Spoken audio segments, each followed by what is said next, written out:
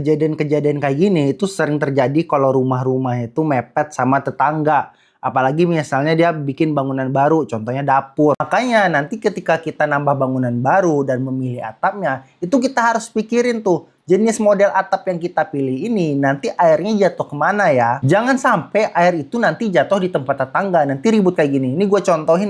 Karena banyak orang tuh salah kaprah ketika mereka memilih atap. Misalnya nih atap nih, memang atap ini dibangunnya di atas tanah kita, cuman, nah airnya ini kan nggak jatuhnya langsung ke sini, dia terbang dulu nih ke rumah orang nih. Nah inilah yang bikin ribut nih ketika air ini jatuh. Nah, harusnya ketika kita menambah bangunan baru, nah ketika membikin atap itu kita kasih talang air, jadi atap itu nanti jatuhnya di talang air ini. Nah dia nggak meluber nih sampai ke tempat rumah orang lain.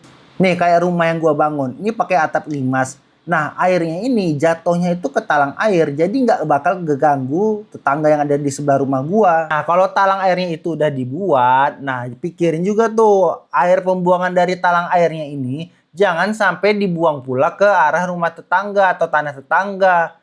Ya ribut lah lagi nanti. Nah, kalau bisa air dari pembuangan talang air ini dialirin ke got depan rumah kita. Sama kalau bikin talang air itu yang kuat. Gua ngeliat nih di video yang gua stitch ini, dia udah dibikin kok talang airnya yang pakai plastik itu. Cuman plastiknya itu udah melendot-lendot, udah nggak kuat lagi. Jadi airnya itu jatuh ke rumah tetangganya. Itulah yang bikin ribut.